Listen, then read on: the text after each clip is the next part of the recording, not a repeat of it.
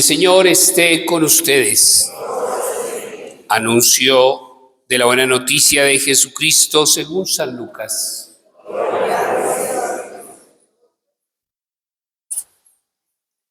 En aquel tiempo, Jesús, lleno del Espíritu Santo, volvió del Jordán y el Espíritu lo fue llevando durante 40 días por el desierto, mientras era tentado por el diablo. En todos aquellos días estuvo sin comer y al final sintió hambre. Entonces el diablo le dijo: si eres hijo de Dios, di a esta piedra que se convierta en pan. Jesús le contestó: está escrito, no solo de pan vive el hombre. Después, llevándole a lo alto, el diablo le mostró en un instante todos los reinos del mundo y le dijo: te daré el poder y la gloria de todo eso, porque a mí me ha sido dado y yo lo doy a quien quiero. Si tú te arrodillas delante de mí, todo será tuyo. Respondió Jesús y le dijo: está escrito, al Señor tu Dios adorarás y a Él solo darás culto. Entonces lo llevó a Jerusalén y lo puso en el alero del templo y le dijo: si eres hijo de Dios, tírate aquí abajo, porque está escrito, ha dado órdenes a sus ángeles acerca de ti para que te cuiden, y también te sostendrán en sus manos para que tu pie no tropiece contra ninguna piedra. Respondiendo Jesús le dijo: está escrito, no tentarás al Señor tu Dios. Acabando toda tentación, el demonio se marchó hasta otra ocasión. Palabra del Señor.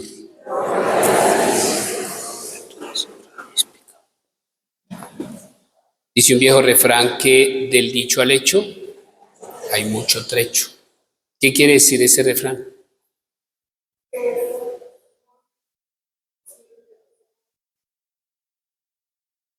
Que uno promete, uno dice mucho y finalmente termina haciendo poco. En otra expresión decimos que para poder llegar a ser capitán hay que aspirar a general.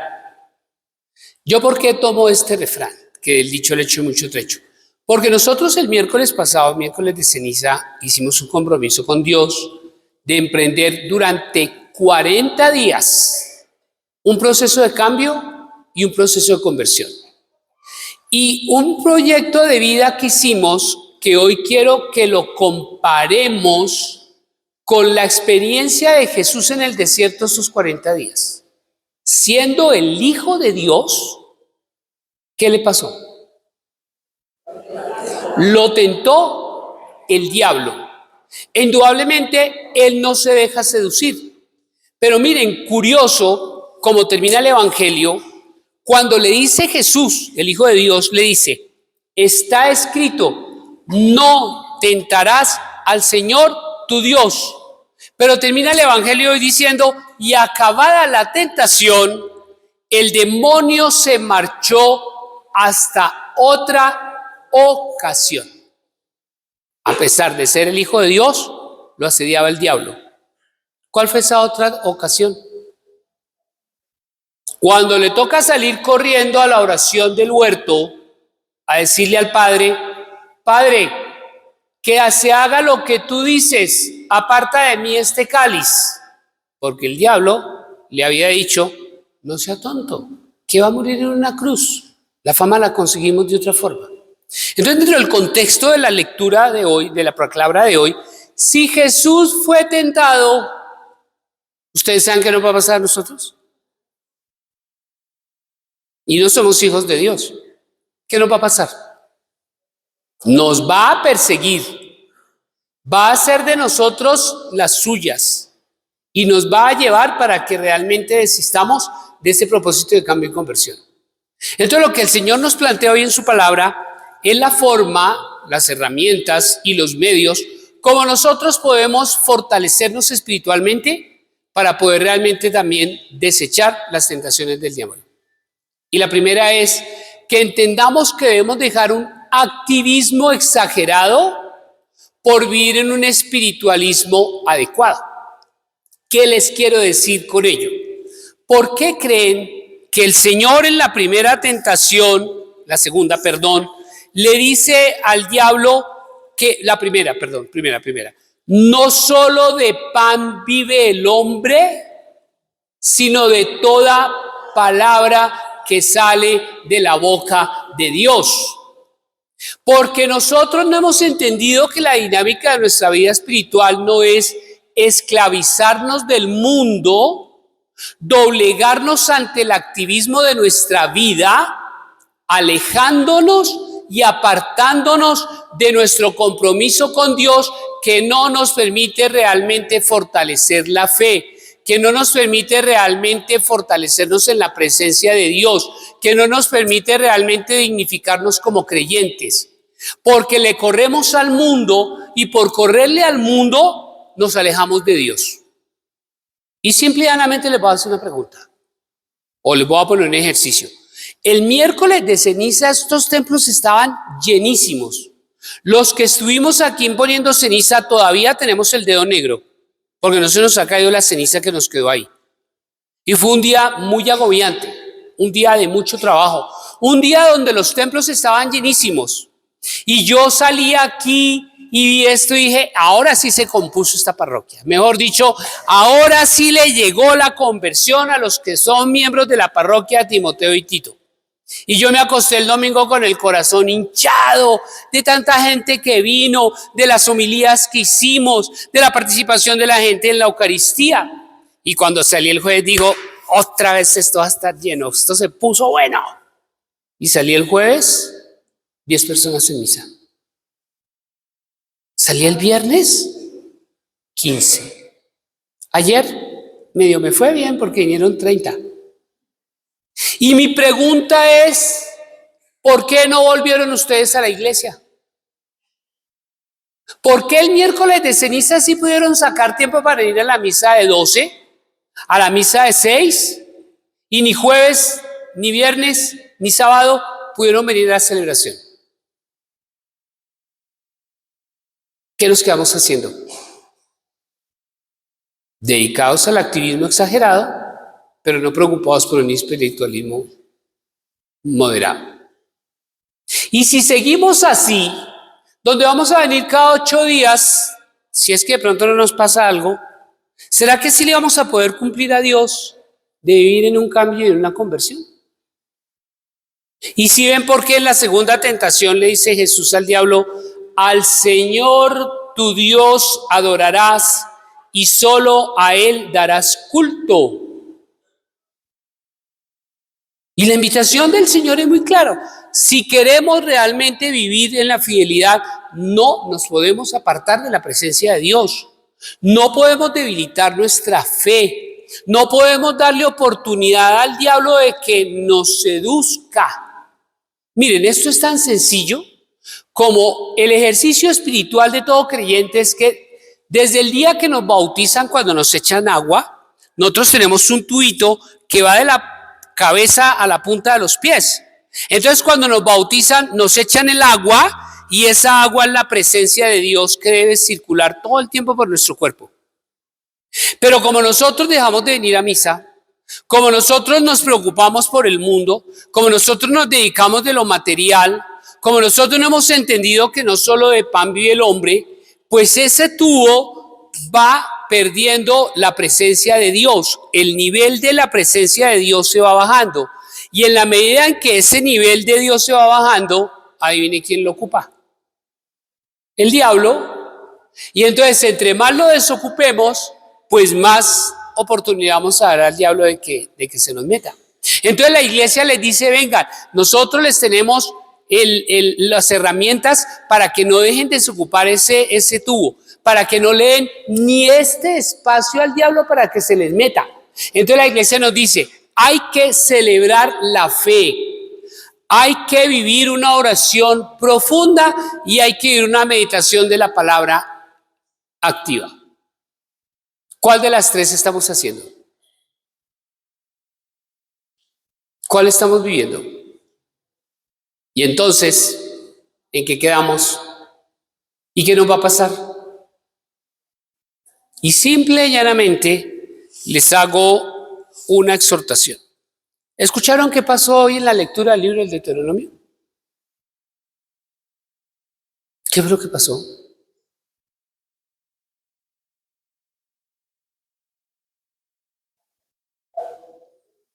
Y se alejó de Dios. ¿Y entonces qué tuvieron que hacer para volver nuevamente a dignificarse como hijos? Volver a la presencia del Padre. Y entonces lo narraba bellísimamente el texto cuando decía: el Señor nos sacó de Egipto con mano fuerte y brazo extendido, en medio de gran terror, con signos y prodigios, y nos trajo a este lugar y nos dio esta tierra, una tierra que emana leche y miel. Si el pueblo no hubiera vuelto a la presencia de Dios, ¿dónde hubieran seguido y cómo hubieran acabado? Aniquilados. Entonces, si nosotros no volvemos a la presencia de Dios, si nosotros ni celebramos la fe, si ni hacemos oración, si no meditamos la palabra, ¿qué nos va a pasar? Bueno, el diablo nos va a coger, nos va a dar 3 vueltas y nos va a alejar de los propósitos, los compromisos del tiempo carnal. Por eso el Señor nos dice: primera intención, primera actitud, primera invitación, dejen de vivir ese activismo exagerado y empiecen a vivir un espiritualismo moderado. Es decir, volvamos a absoluto lo que hemos vuelto relativo y hagamos relativo lo que tenemos como absoluto, porque no solo de pan vive el hombre, sino de toda palabra que sale de la boca de Dios. Y la segunda exhortación que nos hace el Señor es que este tiempo de la Cuaresma, estos 40 días, son tiempos de gracia, son tiempos de salvación, no son tiempos de condenación. Y entonces les hablo de ello. ¿En qué dimensión? ¿Por qué Jesús se tuvo que ir al desierto? ¿Qué tiene de especial el desierto? ¿Qué tiene de especial un desierto? ¿Qué tiene? Soledad, silencio. Y entonces ese espacio tan adecuado que es el desierto, pues como uno no tiene ni televisor, como uno no tiene chat, como uno no tiene con quién hablar, pues ¿qué le toca a uno? Pues yo con yo, ¿no? Y ese yo con yo, ¿qué quiere decir? Es hacer un ejercicio de introspección donde uno se encuentra consigo mismo y donde uno mira realmente cómo está viviendo y qué cosas realmente no le convienen y qué cosas realmente no son apropiadas para la vida de uno. Entonces, el desierto es un espacio de purificación. El desierto es un espacio de renovación. El desierto es un espacio de confrontación. ¿Sí? Y esto entonces, relacionado al siglo XXI, porque ya no tenemos nada de desierto, es lo que nosotros llamamos los retiros espirituales. Ay, me voy de retiro. ¿A qué se va uno a un retiro? A encontrarse consigo mismo. Porque uno llega al retiro y le quitan celular, le quitan reloj, lo incomunican a uno del mundo y entonces uno le toca echar rodilla y mirarse para adentro y mirar realmente qué es lo que uno debe cambiar, qué es lo que uno debe mejorar, de qué se debe uno descontaminar. Y lo bello del retiro es que es un tiempo de renovación, es un tiempo de cambio, es un tiempo de conversión.